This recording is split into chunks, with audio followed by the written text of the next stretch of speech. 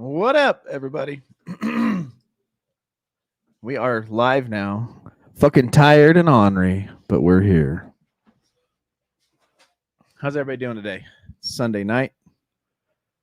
Been a busy, long weekend for us. We shot a wedding yesterday. And on top of shooting this wedding, we were out in a field with hay and horses, and we have allergies. After the Claritin wore off, the Claritin lost the battle, I should say. We all went down. And then, regardless of how tired we were this morning, we got up and we went hiking. And that tore us down a little bit. And then we came home, we ate a huge sandwich. Then we passed out. And then technical difficulties. And now we're here. So glad you guys are here. You can witness us be tired and ornery with puffy eyes and itchy eyes, and we just woke up, voices and all that stuff. A little sunburnt. Studio's barely set back up in time. I had all my equipment down there taking pictures, but it was awesome. Yeah, it was a good wedding. Good wedding, good hike. Yeah, good wedding, good hike.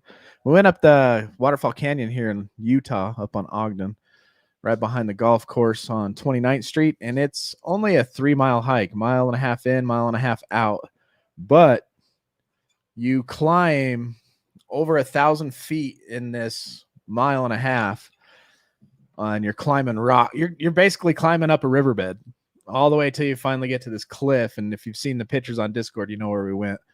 And we had little kids with us and stuff, so we took our time a little bit, but we had a good hike, and it was good. We tried to video some of it. All in all, good day, good muscles, good building. Ready for a good night's sleep and then tackle the week. That's where we're at. How's everybody else's weekend going? Boom. Thank you, Petey. I had a video all queued up. I was going to start a little early, and all day today, nothing's been in the cards for what I had planned from the very minute we woke up to this very second right now. So that's when we just start concentrating on page 417, dropping our pride and accepting things for what they are and try to make amends with people who are around us that we're bugging. You know what I mean? So I want to talk about this AA thought of the day on the Kindle. I'm going to read through it really quick. It says, in the 12th step work, the second part is confession. Is that the right day? Wrong day. I need to go back. See, even this one went on a different day than I had queued up. I had to reset the whole computer right before we went live.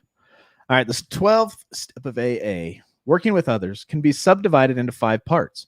5 words beginning with the letter C, as you see right here. Confidence, confession, conviction, conversion, and continuance. The first thing in trying to help other alcoholics is to get their confidence. We do this by telling them our own experiences with drinking, so they see that we know what we're talking about.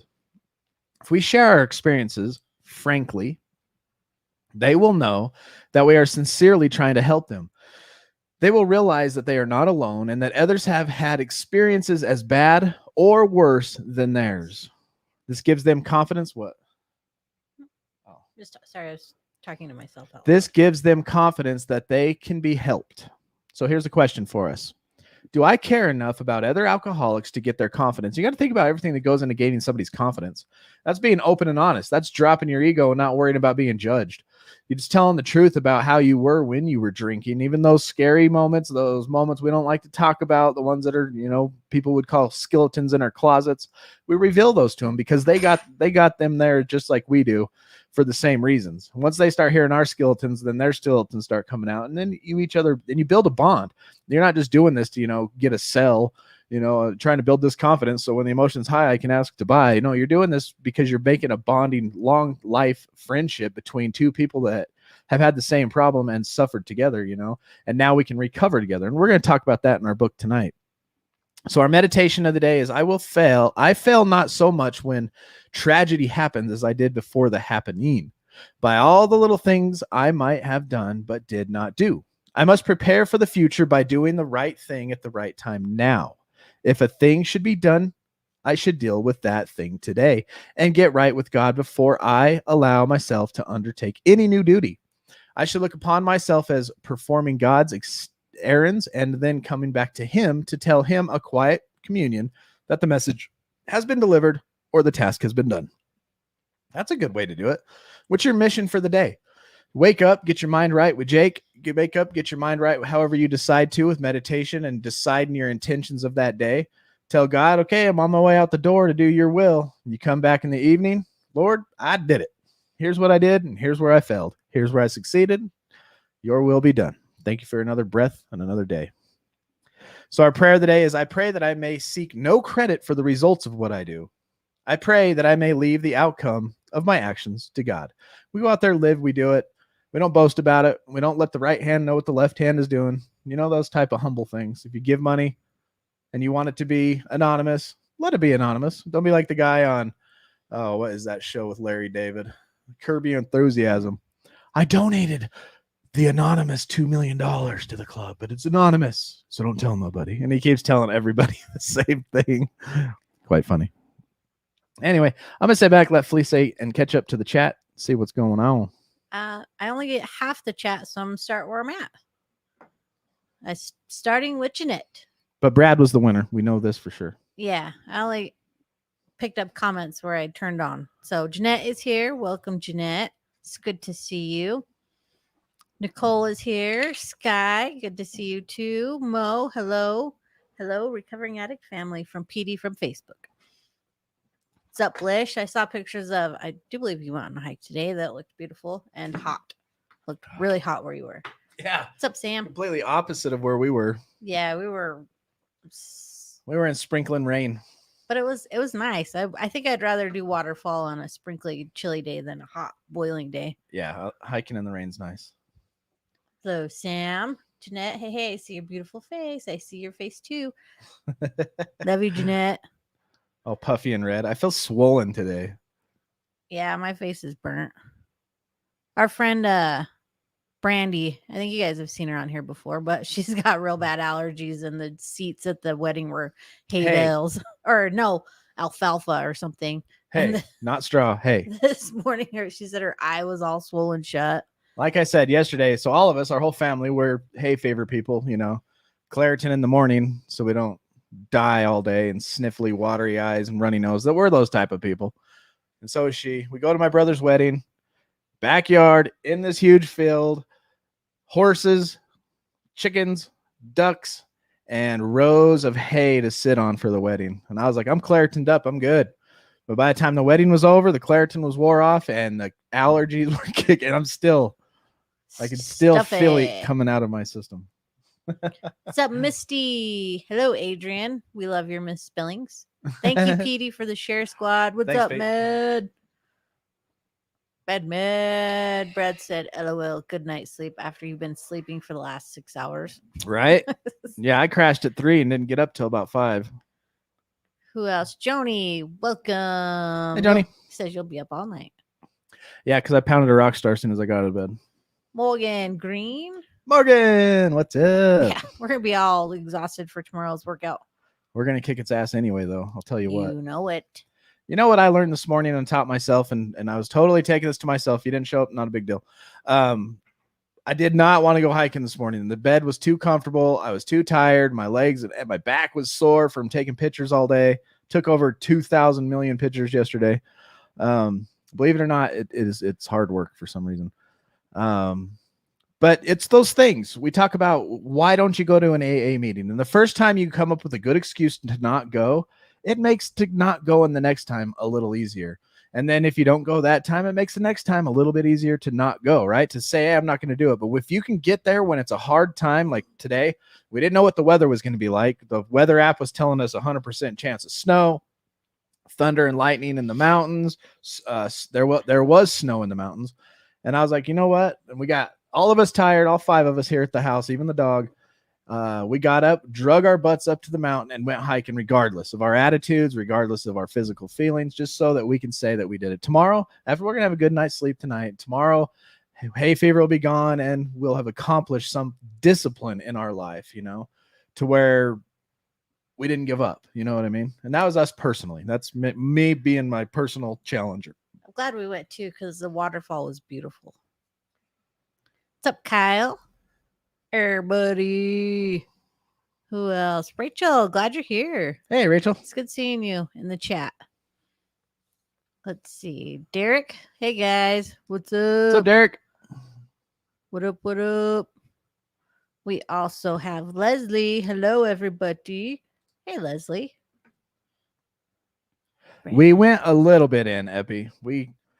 I went in. Fleece did too. You went in, and I put my hand on the wall. But as soon as you get to that point, it's like a shower coming down, and I was like, I'm not getting soaked. It's cold. All that water. We went early in the year because the waterfalls gushing more water because of all the snow melt off. It was beautiful, man. I'll tell you what, met a cool dude up there who is from North Dakota. Chatted with him on the trail for a minute. I guided him like, yep, go that way.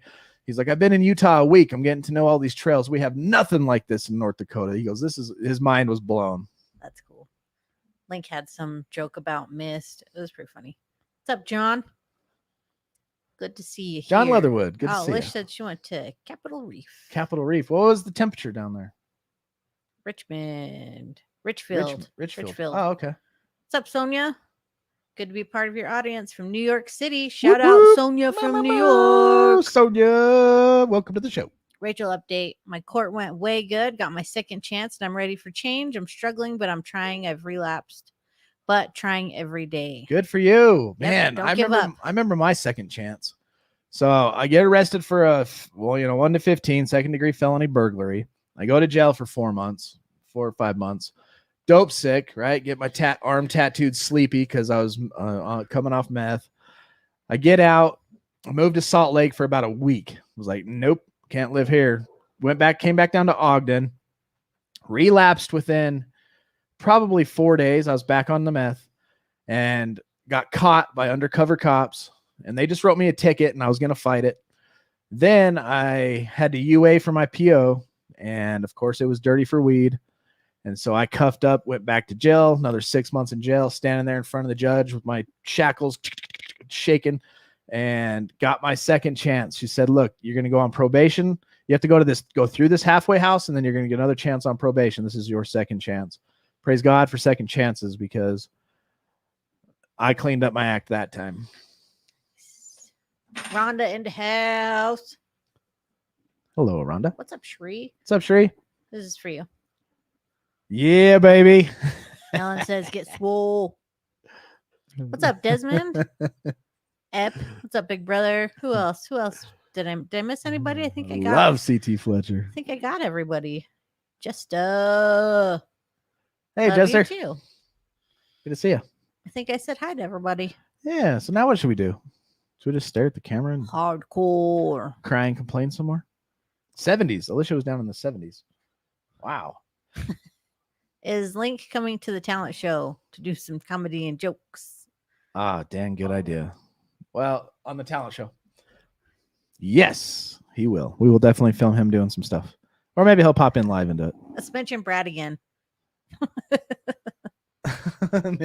There's Brad Kendall, everybody. Welcome, Brad Kendall. Brad Kendall. Glad you're here tonight, Brad we Kendall. We love Brad Kendall. Brad Kendall is here, everybody. He is in the chat. If you'd like to shout out Brad Kendall. He loves Batman and doesn't walk very far if you take him to the beach. Talent show. When is it? Is the talent show? It's going to be May 30th. We haven't even aired it yet. We're still trying to. It's a fundraiser. We're trying to raise a little bit of funds for Bree in New York. You guys have seen her on the show a couple of times. Her sister died to the addiction. She was a heroin addict, and we are trying to raise some funds. She's got a building. And she's making some progress out there in Jamestown, New York. And we want to, support people who reach out to us and are on the same mission. That's why I consider all YouTube channels, all Facebook groups that are on the same mission of actually creating change in the world, the stigma, the support, anything. If I can help in any way, that's what I want to do. We're on the same mission. Our 501c3 nonprofit here, Recovering Addict, our job is to put ourselves out of business. That's very optimistic, But that's our job. We are here to try to solve the problem. And I'm going to try to do that till the day I die, because this is something I found that I can integrate my passion of love and support for people with video and education and all that kind of good stuff. And so that in a nutshell, our talent show will be May 30th, and it's a fundraiser for the Whitney Project. Brad says, I'm seriously going to laugh so hard if this video is the one that goes massive viral. It's because we said Brad Kendall. That's the key word. BK, Brad Kendall. Hi, Marilyn. Hi, Marilyn.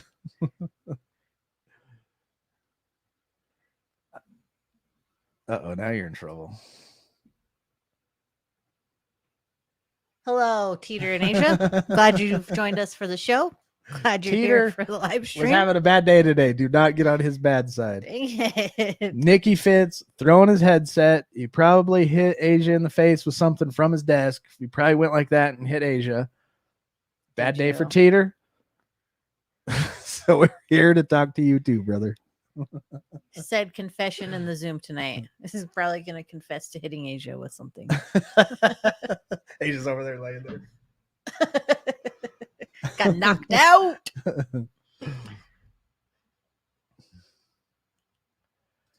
Thank you, Jester. Sky. Thank you very much for the strength and encouraging words. We could use them for sure. We get tired and wore out and ornery and on each other's nerves, just like any other couple. And today is that day. I used all the hot water and hurt his feelings. Yeah, hurt my feelings. Or made him mad. So there's that. But it worked out. Everybody got to shower.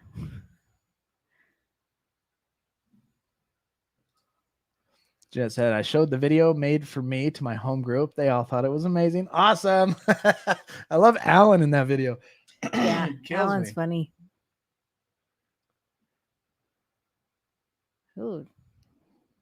All right, so Shane, what is up? Where's the Shane? He's in the private Facebook. Oh, cool. What's up, bro? Right here. Staying sober. Right here, y'all. This is what we're going through. I'm going to drop a link in the description. If you guys want to pick yourself up one of these books, I highly suggest it. We've been through a bunch of books on this program. I've read a bunch on the side and audibles and all that stuff. By far, for recovery, this one is by far my favorite so far. I don't know if it was because it was the first one I read. No, it's not why. Because of what it says is why.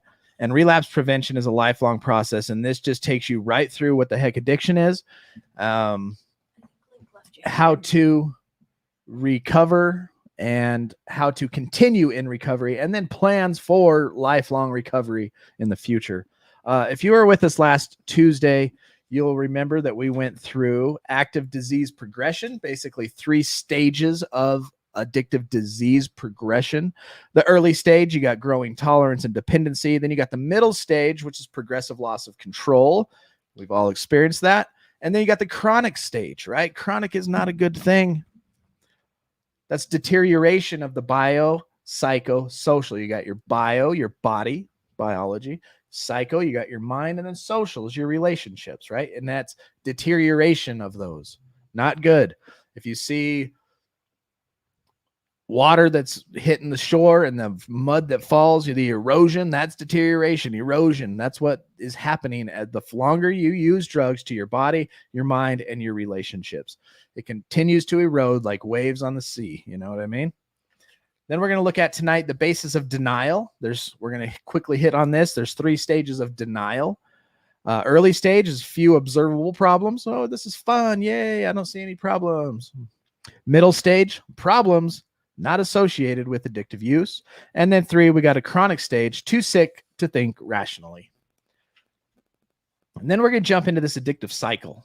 The 6 parts of addictive cycle: short-term gratification, long-term pain and dysfunction, addictive thinking, increased tolerance, loss of control, biopsychosocial damage. And we're going to look at how detox alone is not adequate for addictive disease. And to recover The first thing you need to do to recover is not, I'm going to minimize my use, I'm going to cut back. That doesn't work. You want to get into recovery. You want to beat this addiction, this addictive disease that you're going through. The only way to do it is the first step is abstinence. I preach abstinence. Okay. I mean, I know there's medicated assistant treatment, and that's good too. There's that shot like on that movie we looked at. I can't remember the name of it. There's ways to do it, but abstinence, you got to cut it out of your life, and you have to press forward. You cannot continue in that same old thinking, where we want to protect your right to use at all costs, even if you are cutting back. To get rid of and to recover, you must get the substance completely out of your body. Let your bio, psycho, and social things heal through various steps of treatment and AA.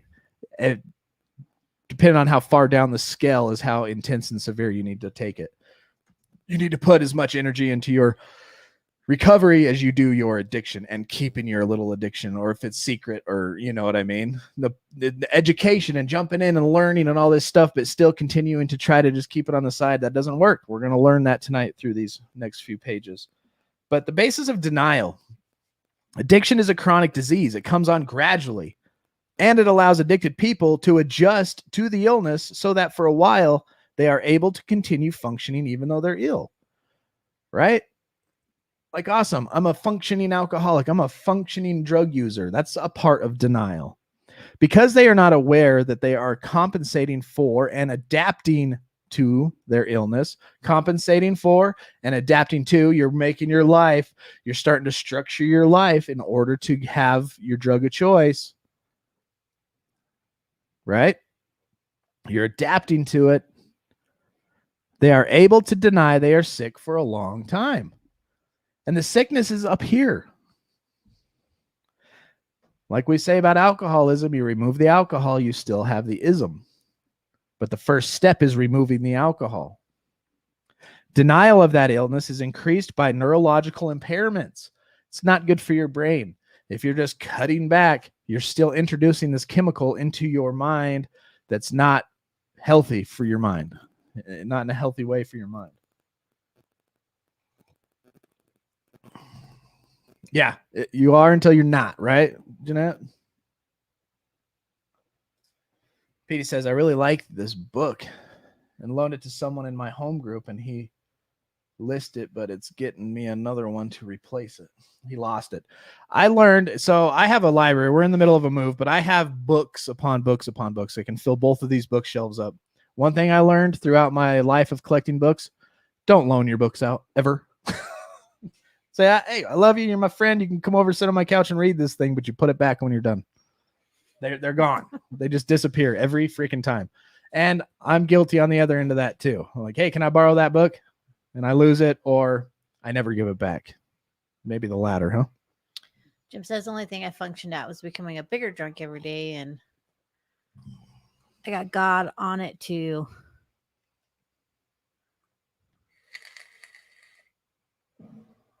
Good at it. Oh, gotcha. Are your glasses anti-glare? They are now.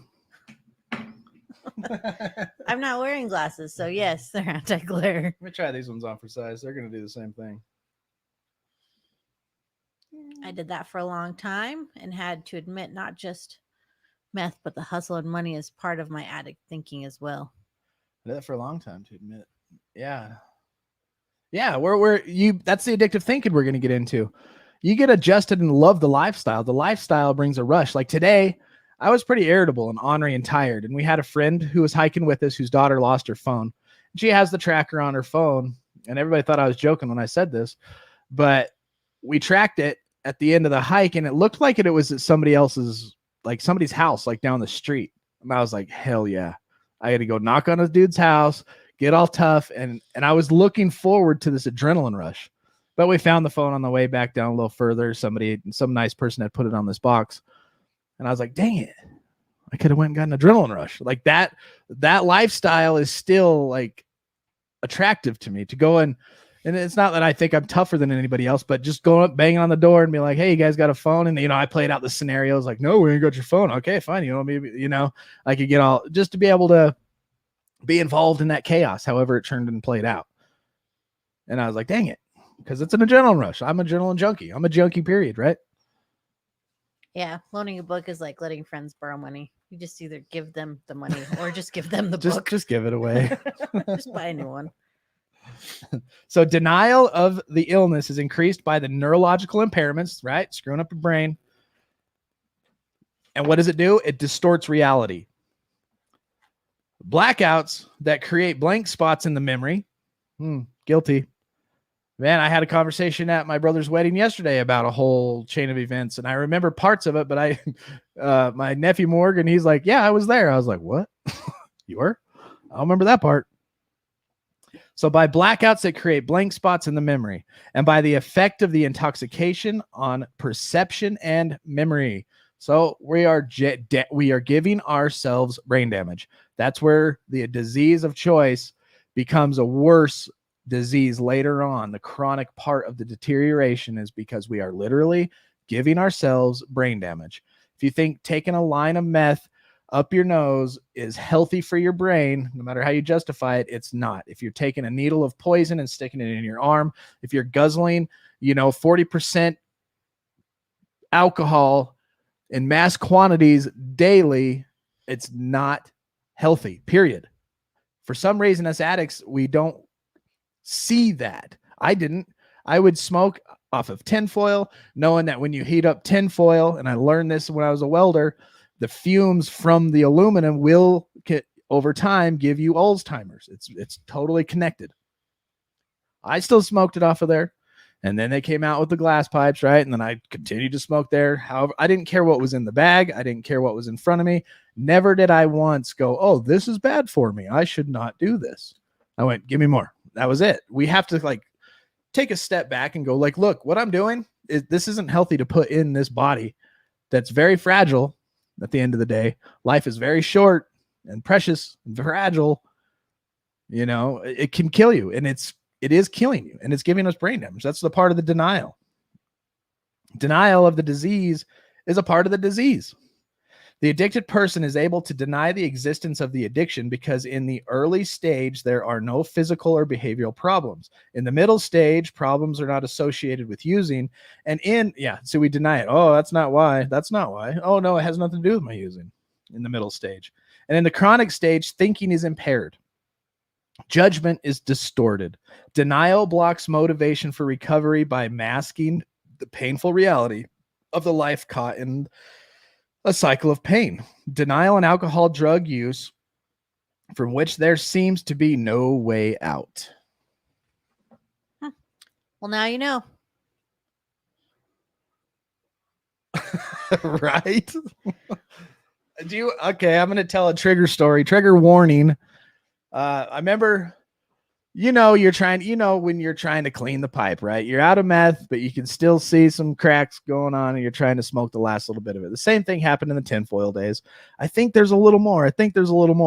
Tinfoil's getting quite, from heat, cool. All of a sudden, that blue flame would go woof, and all of a sudden, you'd kind of fall back for a minute. Not healthy. Triggered. Brain damage. Just remember, next time you decide you're gonna relapse, right? Reach out and grab it, or if you're going to, before you reach out and grab it, go, I choose to give myself brain damage, and that's your choice. Let's see. Wet brain, absolutely, Mo, from drinking too much. I was worried about that. Says throwing TBI, PTSD, and I'm not sure how my brain still functions. Somehow I do not have any liver issues. This is only by the grace of God. Yeah, by the grace of God, I sit before you. Unmerited favor, 100%. We said they made roller coasters for people like you. Brad says, and tattoos. Yes, for some adrenaline rush.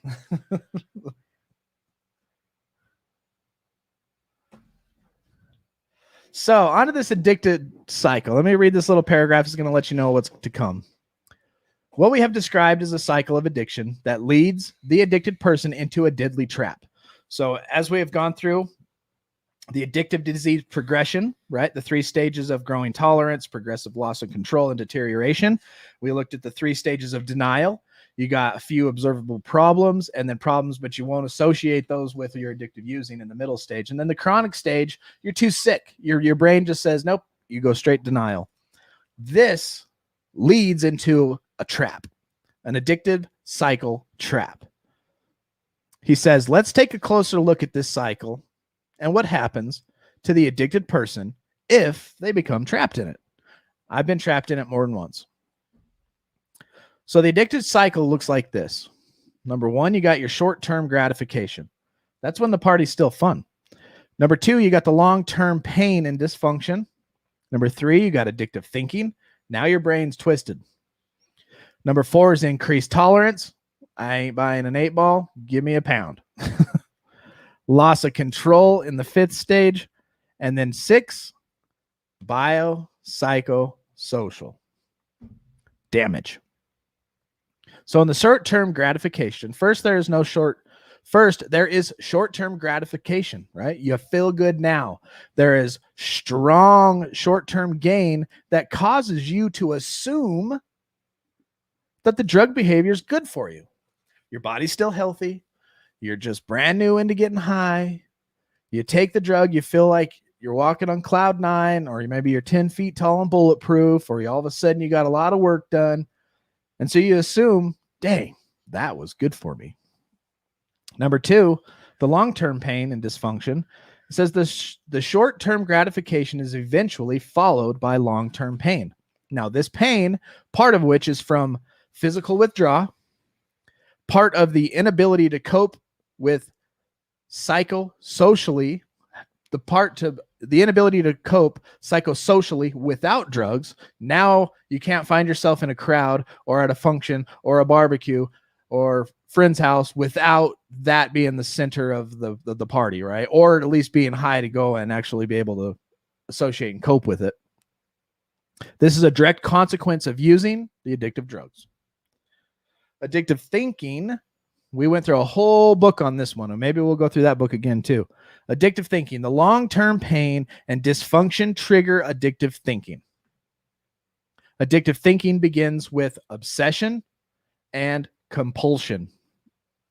Obsession is a continuous thinking about the positive effects of using alcohol and drugs. Obsession, listen to that, is the continuous thinking about the positive effects of using alcohol or drugs. We call this fantasizing, romanticizing about drugs, right? You start thinking, oh man, I could sit there with a little glass of whiskey and get a light buzz while I'm watching this movie. That would feel good. It would relax me. I had a long day. My back hurts. Oh, if I smoke this meth right now, I'll be able to clean the house better. On top of cleaning the house, I could probably get my bedroom done and have all the bills organized. You start romanticizing about the lie of the positive effects. Compulsion is an irrational urge or craving to use the drug to get the positive effect, even though you know it's going to hurt you in the long run. I'm going to read that again. Compulsion is an irrational urge or craving to use the drug to get the positive effect, even though you know it will hurt you in the long run. This leads to denial and to rationalization in order to allow the continued use. You're going to deny it, or you're going to justify it. You're going to rationalize it away somehow, some way. I only got a little left. I'll make this last for another 2 weeks, and I'll cut each little bit. And that was me. I'm going to get a pint tonight. I'm going to drink half of it, because last night I drank way more than one. Maybe I'll drink one tonight, and then tomorrow I'll do a half.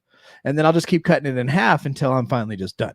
Bull crap, right? And that's rationalization in order to continue using. Got to protect that baby at all costs. Denial is the inability to recognize there's a problem. So you just flat out deny there's a problem. And what do you start doing when you deny there's a problem? You start projecting. I could say Fleece is the reason I drink. She drives me insane. Or I could say my son was in a horrible accident and I can't cope. I need to drink. Or work sucks and I need to get my mind off it for the, everybody's problem is what you're going through, but not because you use. I'm not having this problem because I drink. I drink because of that problem. Rationalization is blaming other situations and people for your problems rather than drug use. So then number 4, you get increased tolerance. Without your being aware that it is happening, this just gradually sneaks up on you. More and more of the drug is required to produce the same effect. I'm sure if you think back, that's why we urge you to write a drug use history.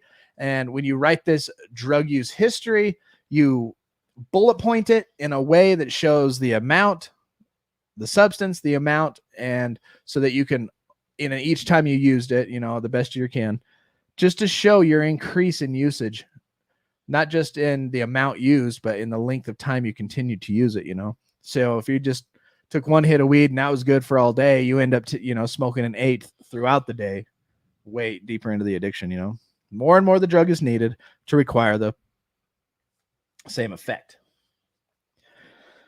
Then you get into the loss of control stage. The obsession and the compulsion become so strong that you cannot think about anything else.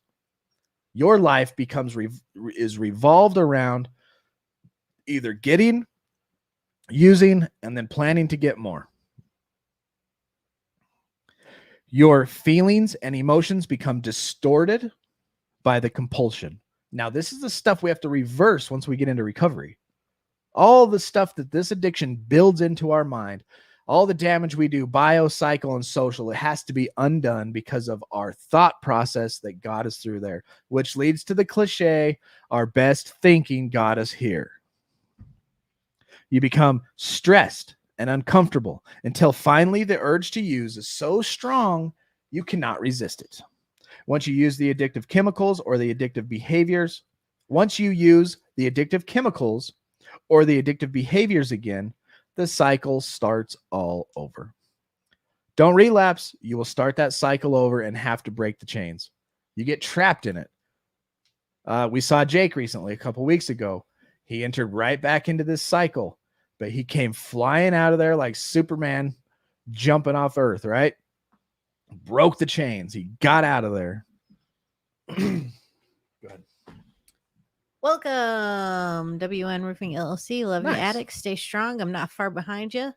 Trying to kill this substance abuse myself. Oh, yes. Good job, brother. I'm glad you're on here researching it. He says, I admit I got a problem. Step 1, baby. Good job. Truly appreciate it. You're welcome. Thank you for being here. And thank you for the encouraging words. And if you want, join our community. We're here 24 hours a day. This is just a little teeny tiny part of it. We get on here and go through educational books. But daily we have meetings and we could talk about it, man. Says when I try to get off it, I go through major back pain. It's crazy. Like I can't even get up and walk around very easily. And I'm just 41. Young. I'm 40. I'll be 42 in a couple weeks. I feel you, man. I'm a year and a half in clean off of alcohol. But yeah. And if you're a roofer, I can imagine your back probably does hurt. But there's healthy ways to, Drug abuse is big in roofing. I know. I've been there. But you can do it. You can do it. There's drug abuse is big in all. I've been an iron worker. I've been a painter. I've been a stucco guy. I've done roofing. And there ain't time on any one of those jobs I wasn't drinking or smoking weed or doing meth. And a shout out to Camden and Cadence. Glad you're watching with your mama. Oh, are they? Where's Millie? Probably sleeping. Look how cute. Aw. That's cute. Hi, kids. What's up? Here's your bro. I found him. Hey, your bro. You're not my bro. Just kidding. That was killing me that day. You're not my friend. Just kidding. Brad says, WM Roofing. I'm having a Zoom right after this. You're welcome to come if you want to meet a few of us and have some fun. Yeah, Fleece will drop the link to the Discord, and if you know how to work apps and text, it's pretty easy. You just click a couple links. You'll be in a Zoom meeting. You don't even have to turn on your camera or your microphone. You can just listen, throw it on the counter and just listen. But it'll be people talking to each other about their problems. I mean, or we just goof off and have fun and tell jokes. Yeah. And Misha, if you're still here, there's the link I was supposed to give you. It was a nice hike today. I'm glad you came. The girls killed it. He says, yeah, fortunately, I'm still a successful contractor, but this fight is wearing me within 8 years of use. You know, I mean, you see it. I'm sure you've had a cavity in your tooth before, and I'm not, maybe, and I'm just assuming, but and maybe you've neglected it and you've grown up like me and realized, like, you know, in the rest of the world, holy crap, cavities don't heal themselves. I get a cut on my arm, it heals, but if I get a cavity, I got to get the damn thing fixed. Addiction's kind of the same way with drug use. It just decays and gets worse and worse and worse until, you know, your tooth cracks, it falls out. You got to get a crown or a root canal. And we don't want our addiction to get to the point of crown and root canal. You know, we want to catch it and get out before that. Because a lot of times people get to that stage and then the next thing, they got to pull a tooth, which is dead, right? We do not want death because of addiction. We want to change our lives. We want to rewrite our eulogy. We want to take this dude, I'm the same age and my thoughts going down the same similar path as you, it seems. To rewrite, man, the next 40 to, you know, say we live to 80, we got another 40 in front of us. We have this chance to recultivate, rewrite our eulogy so that when we die, Lord willing, many years from now, that, you know, our family members, our social relationships that we've damaged will have something proud to say when they stand up there and not have to dig for a lie. You know what I mean? You're yelling high at the iPad. You're not my bro. Just kidding. Glad you guys came over to our house the other night. Yeah, it was awesome. My first job was construction for my in-laws, and they drank on the job and allowed us workers full-time. Day at 16. He said, to be honest, I can't believe I've been solid this long, but I'm on a binge and it sucks, and I cry my eyes out constantly.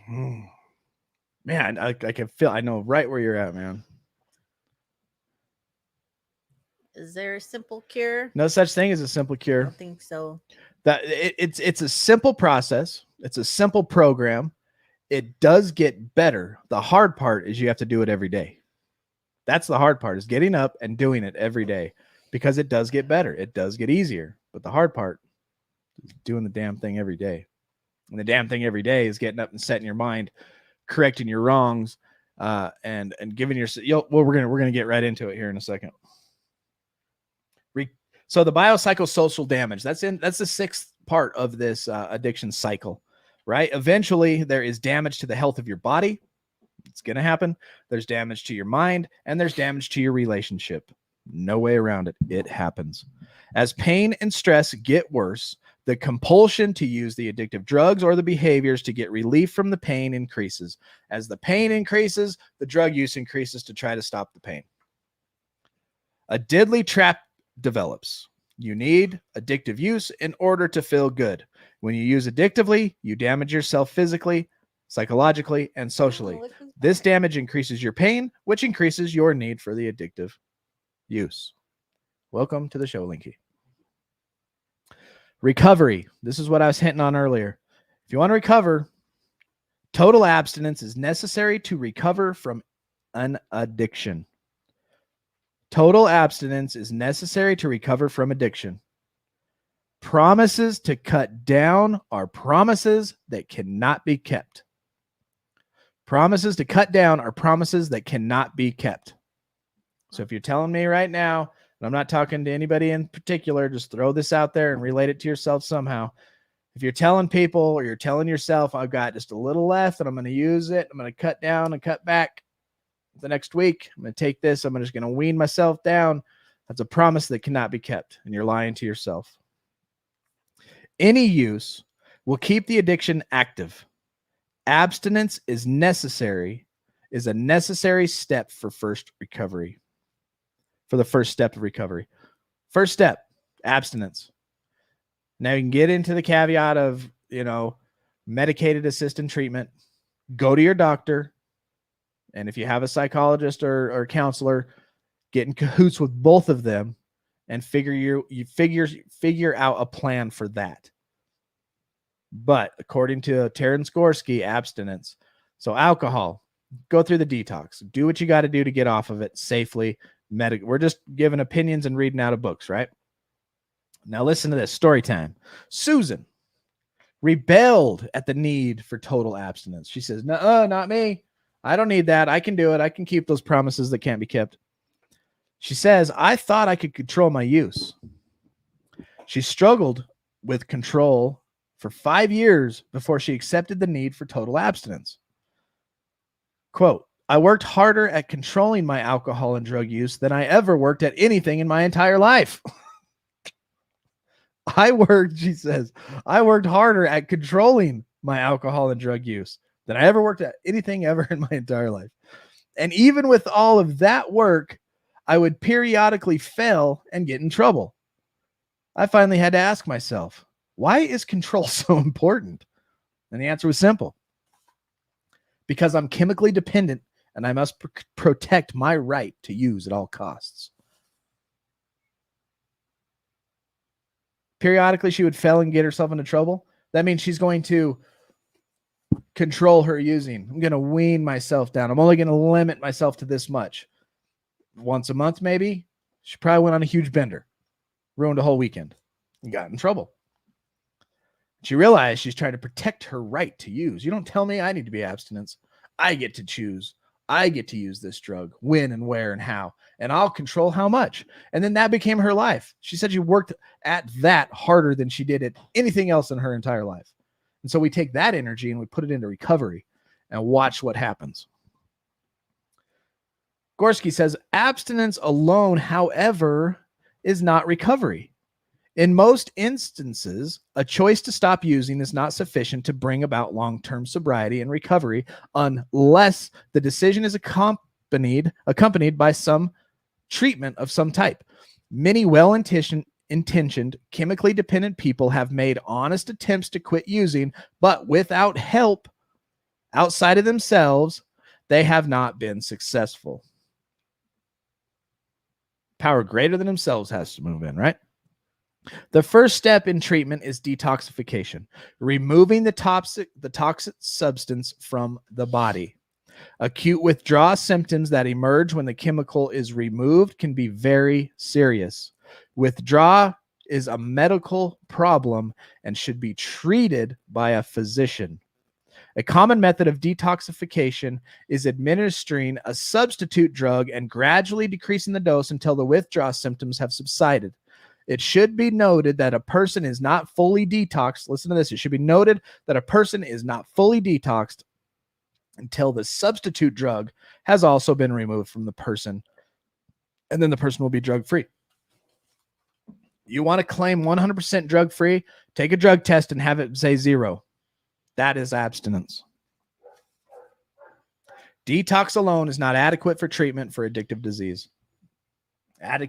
Abstinence is step 1. What did roofing guy say? Hold on. All right. There's all the things you can do to get connected with us. Yeah, let them know what it is, how it works. So I just gave you the link to the Discord, just an app you download. Lots of loving people in there. Gives you all the information on our Zooms and live streams. There's also our Facebook page. You can join that. We have a private Facebook group. And then you can subscribe to this YouTube channel and hit that bell, and you'll get notified on all our live streams. Absolutely. If you're on Facebook, you're on YouTube, make sure you hit that like button, subscribe, and ring the bell and get notified. We go live on YouTube every Sunday, Tuesday, and Thursday nights. And Facebook has live streams every day and periodic lives that we just jump in and say hi and read out of stuff. Jake every morning sets his intention. So it's a really good thing just to be a part of it if you want to be a part of it. If you are, we lovingly accept. Mm-hmm.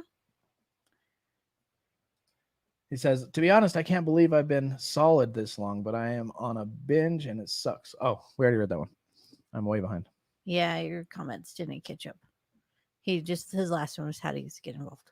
Oh, sweet. So just stumbled across it. Glad you did. That's cool. It's a good place to be.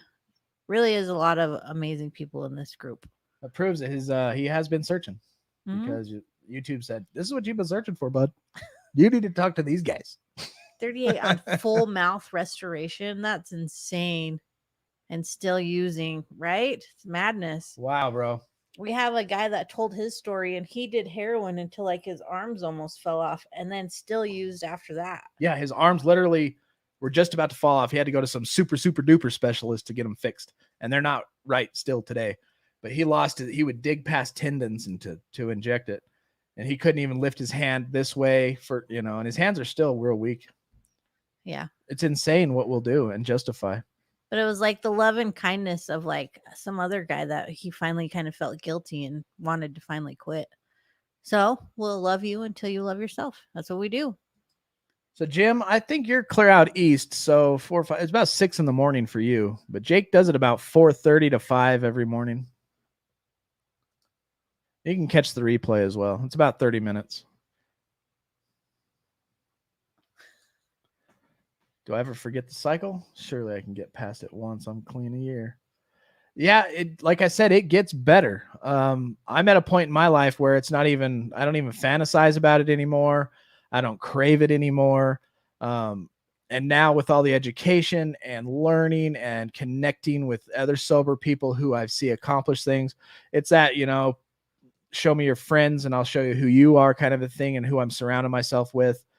I want better things in life and I don't need a drink to chill or relax. I don't need, and you grow past that.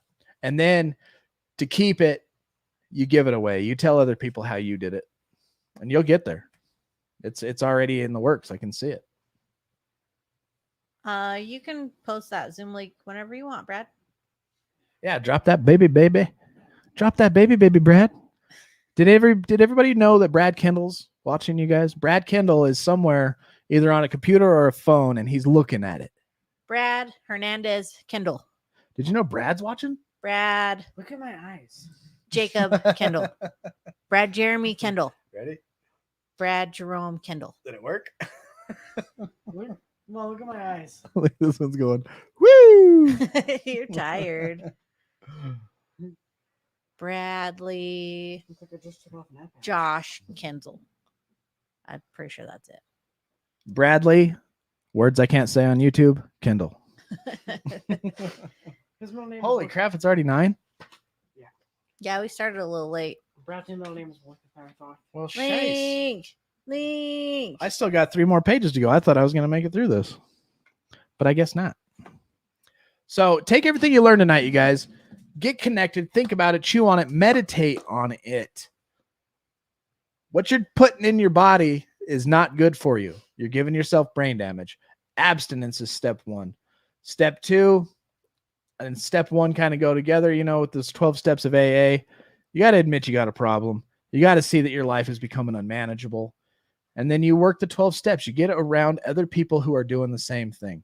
You want to be successful, you put yourself around successful people. You want to be sober, you put yourself around people who are getting sober. And you start getting that. You got to start changing your mind. We've given ourselves brain damage. We got to give our mind time to heal. And then we got to correct everything that we've done to it habitually over 25 years of partying and using, if you're me. This is Bradley's middle name. Shut your face hole, stupid LT, Kendall. He says, where do I start? Once detox and hit a doctor up or shrink? What's recommended? I know first is detox.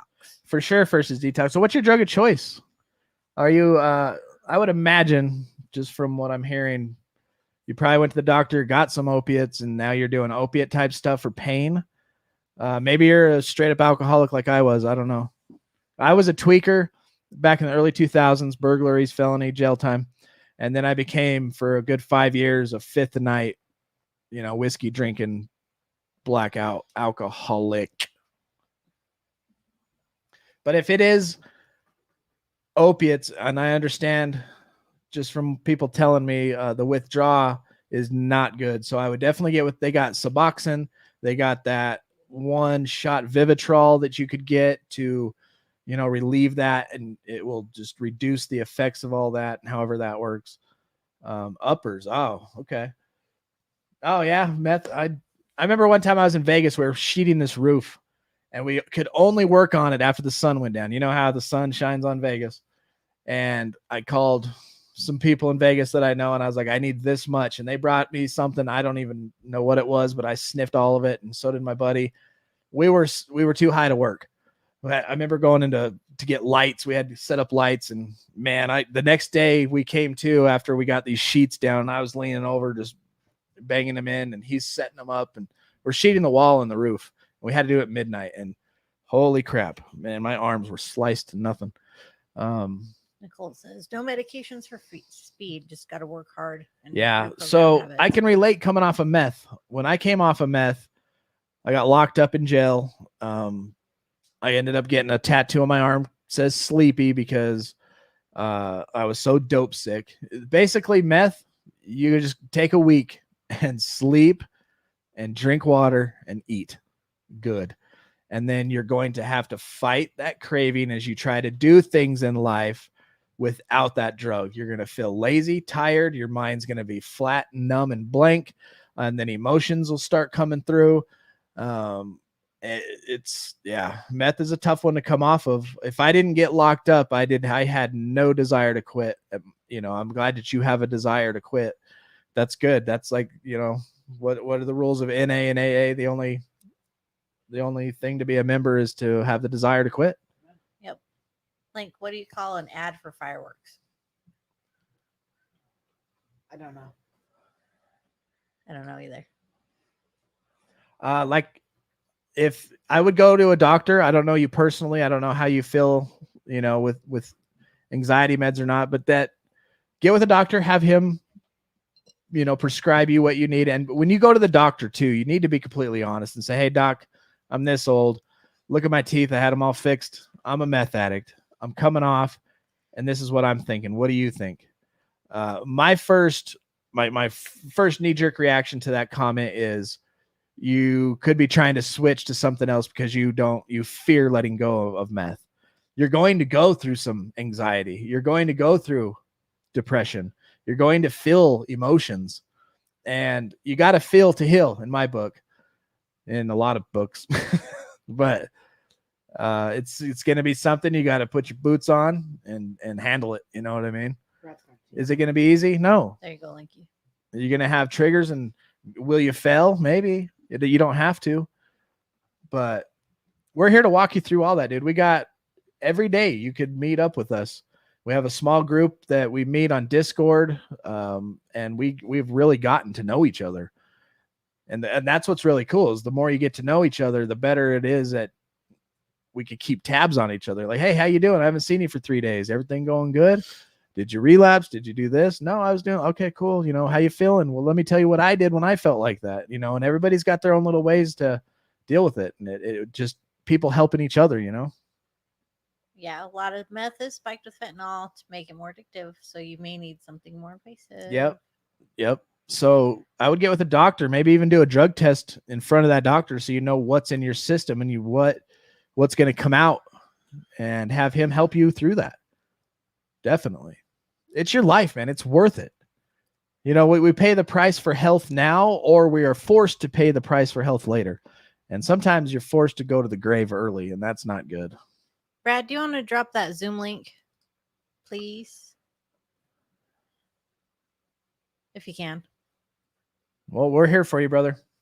I went to a hospital for my alcohol, was in there for 3 days, and he put me on naltrexone, a naltrexone wean, which helps you stop urges and cravings. Got off of that, and then it was milkshakes and peanut butter M&Ms for a while. And now we're into getting healthy, eating healthy, drinking lots of water, working out during the week, hiking on the weekends. Nicole says, Nicole can relate. You'll meet her if you come to our Zooms. She says, anxiety was overwhelming for me. I couldn't make it past the part without help. I had panic attacks a few times a week. Psych medication helped. There you go. That's what helped her.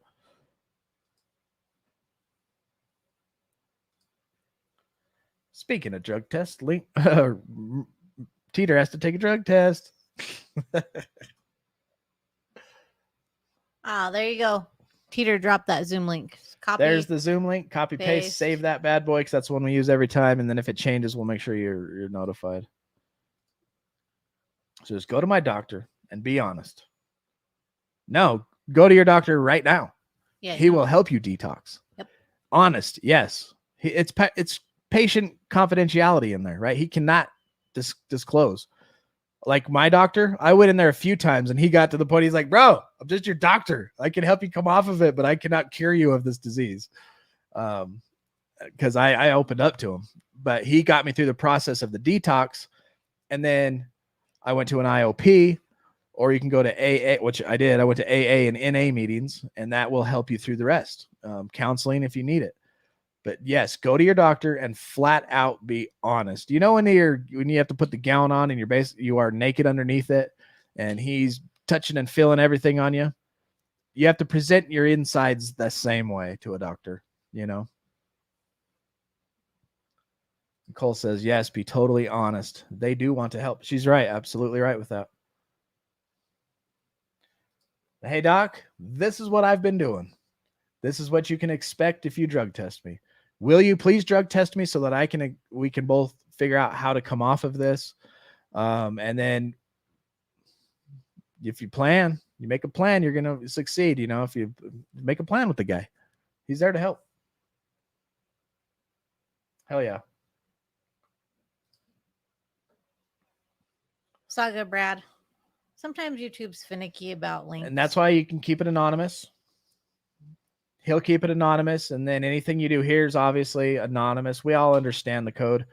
We don't put that information out there. In Zoom meetings we have a saying that, you know, what you see here, whom you hear here, when you leave here, let it stay here.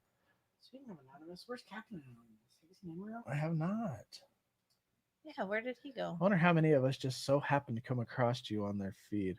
It's a message from someone above. Amen, Right. Jeanette. All right. Who are we not? Who are we not? God, God, grant me the serenity to accept the things I cannot change, the courage to change the things we can, and the wisdom to know the difference. Another thing, God, I want to help out the suffering out there to help them get sober and stay sober. And we all said, amen. Amen. Thank you, Leaky. Yeah. All right. Late night Zoom with Brad. He's probably got the link everywhere. If you're in the Discord, the link's probably on the main chat. We will be back Tuesday to finish this chapter. So until then, do not put yourself in a high-risk situation. Stay strong, work your program, and remember, we recover better together.